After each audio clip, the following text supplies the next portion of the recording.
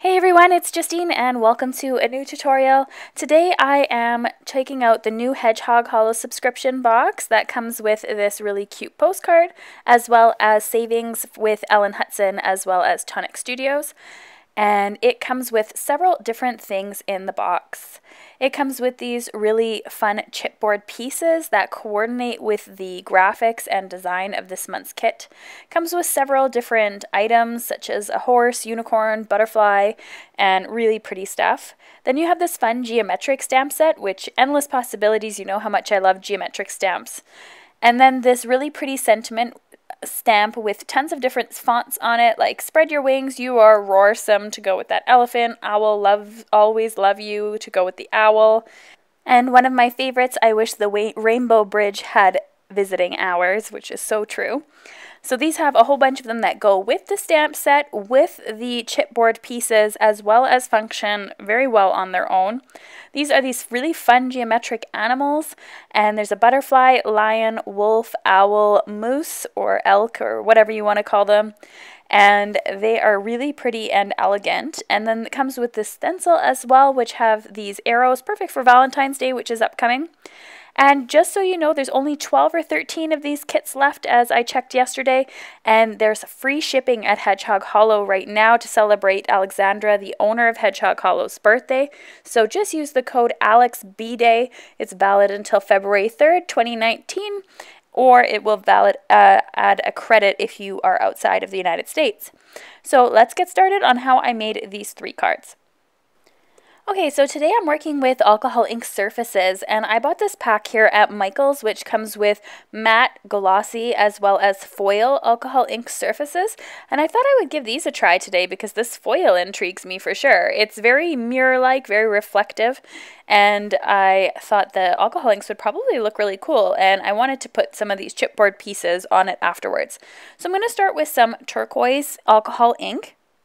And I'm just going to put a little bit on here. I want to see how it reacts, how it dries on here. I'm going to go in next with a little bit of Clover. So I wanted to create a blue and green-like look, and I'm just squirting some on here as well. I'm not actually squeezing the bottle, just so you know. I am just shaking it onto the foil cardstock. Next up is a Limeade, which is one of my favorite colors. It's a very, very vibrant green when it's on white cardstock, and here you can see it's quite light as well as it's reacting with the colors. The next up is Sailboat Blue, and it seems like these colors here are drying in the same way as the matte and the glossy cardstock, so very quick drying. And these areas where they're really pooling, I think in the end it took about 30 seconds to a minute to dry officially. Alcohol, if you think about it, if you put rubbing alcohol on your skin, how fast it absorbs, you can feel it absorbing on your skin. That's why your skin feels cool. That's exactly what's going on this paper. I store my alcohol inks in this Tim Holtz tin. I've been following this KonMari method of organizing. A video is coming soon on that, and therefore everything needs its place, so this tin is absolutely perfect. So you can see how fun it is to leave some of that foil already on there, have some of the inks. Very cool, and I'm excited to do more with these types of surfaces. So I'm going to go ahead now, and I'm going to add a little bit of liquid glue onto one of these chipboards. This is a large heart. It matches the stamp set as well that comes with this box. So you get this in sort of a chipboard form as well as a stamp. And you can see how I do intricate things here. I take the tip, I add a little bit of glue to the top, and then I move the nozzle over the surface and I spread out that glue with the tip of the glue. I'm using Ultra Bond Adhesive today, which is one of my favorites. I then went ahead and glued this to my surface here, and I wanted to make sure that some of that silver still got in there. And if you are in doubt as to whether it's going to stick, just stick a heavy block on top of it to weigh it down and push. And then I'm going to grab my Tim Holtz snips here, and I'm just going to snip around the chipboard shape. This is a really easy shape to cut out. It's not even smooth lines for the heart. They are in that geometric pattern, so they do have little corners on them and edges. So it really is just straight cutting for about a ½ an inch on each area. So I'm going to put this in my Misti stamping tool. You can see my Misti's got a makeover. I went ahead and added some white stickers to it, so I don't have a pink Misti anymore. I think it just fits my style so much better, and I absolutely love the way that it looks. I added the heart there, although it's not adhered down, so that I knew the placement of my sentiment. I'm going to use one of the sentiments from the box today, and I'm going to be stamping that with some Versafine ink. It's my favorite black ink, and it's always kept right in front of me on my desk. So I'm going to give that a stamp that says follow your dreams, they know the way, and then I'm going to go ahead and glue down this heart, and I'm going to use a block to ensure that that stays in place and that I can push down evenly. I later mounted this to a card base off screen that measures 4 1/4 by 5 1/2, and I was all done. Now I don't like waste, so I'm going in on the other side of that foil cardstock, and I'm going in with one of my favorite colors of all time. This is Wild Plum, and probably the only color that I've bought more than one bottle of because I actually ran out. Alcohol inks last so long. Some of these I've had for like 5-6 years. It's crazy, and I'm just starting to replace them now. The next color I'm using is Raspberry, which is another beautiful color that I love to mix with the Wild Plum, because it gives you that sort of different contrast but still remains pink. And then Valencia is one of my favorite orange colors, and I thought that would add some interest. I then wanted to do a little bit of an experiment, so I added a little bit of Pebble in here, which is sort of a browny gray, just to see how that would look, but it didn't really show up too well on this foil with those two colors already in there. So I thought I would go in with a little bit of silver to go with that background, and again, not a huge difference when I drop this in manually. So if I were to go back and redo this, I would probably just grab a tool like a felt pad with a blending tool and then went ahead and add some silver that way. But overall, I still like the way that this turned out. No big deal. That's what experimenting is all about, and crafting is all about, and creativity in my opinion. So always checking out to see if other things look good or work. Now everybody thinks I'm crazy for not using gloves when I'm using alcohol markers, but if you didn't know, hand sanitizer takes off alcohol ink because it's an alcohol rubbing in alcohol, and it takes it off fairly well so that I have limited staining.